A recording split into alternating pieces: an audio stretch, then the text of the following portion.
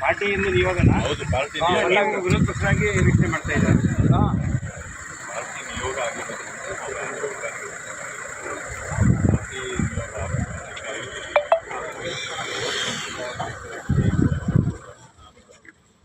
ಅಧಿಕಾರಿಗಳು ಬರ್ತಾರೆ, ಆದ್ರೂ ನಾವು ಮಾಹಿತಿ ಅವರನ್ನ ತಗೊಳ್ತೀವಿ. ಸ್ಟಾರ್ಟಿಗೆ ಬರಲ್ಲ, ಯಾಕಂದ್ರೆ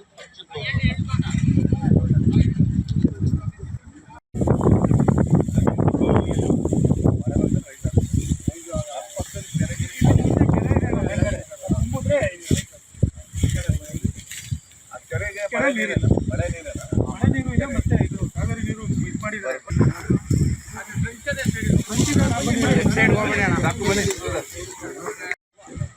ಬನ್ನಿ ಅಧ್ಯಕ್ಷರು,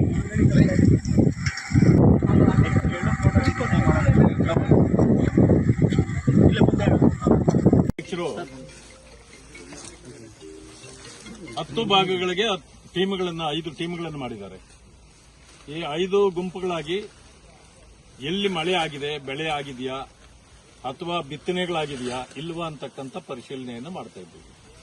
ಈಗ ನನಗೆ ನಮ್ಮ ಟೀಮ್ ಅಂತಂದ್ರೆ ನನ್ನ ನೇತೃತ್ವದಲ್ಲಿ ಗೋಪಿನಾಥ್ ರೆಡ್ಡಿ ಅವರು, ಆಮೇಲೆ ಶ್ರೀವತ್ಸ ಅವರು, ಎನ್ ಮಹೇಶ್ ಅವರು, ಮತ್ತೆ ರಘು ಕೌಟಿಲ್ಯ ಅವರು, ಕೇಶವ ಪ್ರಸಾದ್ ಅವರು, ಹೀಗೆ 5-6 ಜನರು ಇದ್ದೇವೆ ನಾವು. ಈ ಟೀಮ್ ಇವತ್ತು ವಿಶೇಷ ಅಂತಂದ್ರೆ ರಾಜ್ಯದ ಮುಖ್ಯಮಂತ್ರಿಗಳ ಏನು ಕ್ಷೇತ್ರ ಇದೆ ಕನಕಪುರಕ್ಕೆ ಬಂದಿದ್ದೇವೆ. ಇಲ್ಲಿ ನೋಡಿದ್ರೆ ಪರಿಸ್ಥಿತಿ ಬಹಳ ಗಂಭೀರ ಇದೆ. ನಾವೀಗ ಕೆರೆಗೆ ಭೇಟಿ ಕೊಟ್ವಿ. ಇಲ್ಲಿ ಕೆರೆ ಇಲ್ಲಿ ನೋಡಿದ್ವಿ, ಅಲ್ಲಿ ಸಂಪೂರ್ಣ ಒಣಗಿ ಕುಳಿತಿದೆ, ನೀರಿಲ್ಲ. ಹೊರಗಡೆಯಿಂದ ನೀರು ಮೊದಲು ತುಂಬಿಸ್ತಾ ಇದ್ರು ಅಂತಕ್ಕಂಥ ಮಾತನ್ನು ಕೇಳಿದ್ವಿ. ಈಗ ಅದನ್ನೂ ಮಾಡ್ತಾ ಇಲ್ಲ. ಸುತ್ತಲೂ ಆ ಕೆರೆಗೆ ನೀರು ತುಂಬಿದಿದ್ರೆ ಬೋರ್ವೆಲ್ಗಳು ರೀಚಾರ್ಜ್ ಆಗ್ತಿತ್ತು, ರೈತರಿಗೆ ಒಂದಷ್ಟು ಅನುಕೂಲ ಆಗ್ತಿತ್ತು. ಅದು ಆಗಿಲ್ಲ. ಅದರಿಂದ ಅದೊಂದು ಲೋಪ ಇದೆ. ಮಳೆ ಸಂಪೂರ್ಣವಾಗಿ ಈ ವರ್ಷ ಕೈ ಕೊಟ್ಟಿದೆ. ಅದರಿಂದಾಗಿ ರೈತರು ಕಂಗಾಲಾಗಿದ್ದಾರೆ. ಈಗ ನೋಡಿ, ಬಾಳೆ ತೋಟದಲ್ಲಿ ಇದ್ದೇವೆ.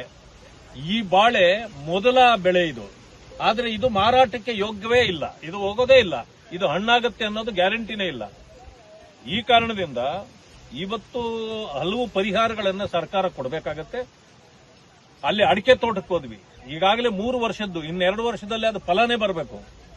ಇವತ್ತು ಮಳೆ ಬರದೇ ಇದ್ದ ಕಾರಣಕ್ಕೆ ಅಲ್ಲಿ ನೀರು ಸಿಕ್ಕಿಲ್ಲ ಅವರಿಗೆ, ಅದು ಉಳಿಯೋದೇ ಇಲ್ಲ. 3 ವರ್ಷ ಅವನು ಲಾಸ್ ಆಯಿತು. ಮತ್ತೆ ಇನ್ನು 2 ವರ್ಷಕ್ಕೆ ಫಸಲು ಬರಬೇಕಾಗಿತ್ತು, ಅದು ಹೋದ್ರೆ ಆ ರೈತ ಉದ್ಧಾರ ಆಗಲಿಕ್ಕೆ ಸಾಧ್ಯ ಇಲ್ಲ. ಇಂಥ ಪರಿಸ್ಥಿತಿ ಇದೆ. ಈಗ ಈ ರೇಷ್ಮೆ ಕಡ್ಡಿ ಇದಕ್ಕೆ ಹೋಗಿದ್ವಿ, ಸಂಪೂರ್ಣವಾಗಿ ಒಣಗೋಗ್ಬಿಟ್ಟಿದೆ. ಯಾವ ರೀತಿ ಅವರು ಇದು ಮಾಡ್ತಾರೆ? ಈ ಪರಿಸ್ಥಿತಿ ಇರೋದನ್ನು ನಾವು ಅವಲೋಕನ ಮಾಡ್ತೇವೆ. ನಮ್ಮ ಪಕ್ಷದ ವೇದಿಕೆಯಿಂದ ರಾಜ್ಯ ಸರ್ಕಾರಕ್ಕೆ ಮತ್ತು ಕೇಂದ್ರ ಸರ್ಕಾರಕ್ಕೆ ಏನೆಲ್ಲ ನಾವು ಕಂಡಿದ್ದೇವೋ ಅದರ ವರದಿಯನ್ನು ಕೂಡ ಕೊಡ್ತೇವೆ. ರೈತರಿಗೆ ಒಟ್ಟಾರೆ ಅನುಕೂಲ ಆಗಬೇಕು, ಆ ರೀತಿ ಎರಡೂ ಸರ್ಕಾರಗಳು ಕ್ರಮ ಜರುಗಿಸಬೇಕು ಅಂತೇಳಿ ನಾವು ಆಗ್ರಹ ಮಾಡ್ತೇವೆ.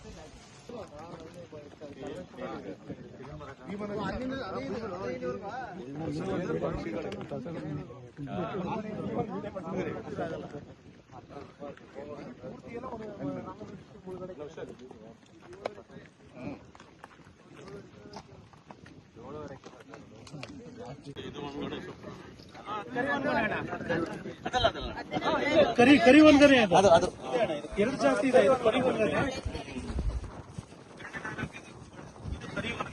ನಾವು ನಿಮಗೆ ಕೊಟ್ಟು ಮೊದಲೇ ಬಿಡಿ ಒಂದು 2 ಟೈಪ್ ಇದೆ.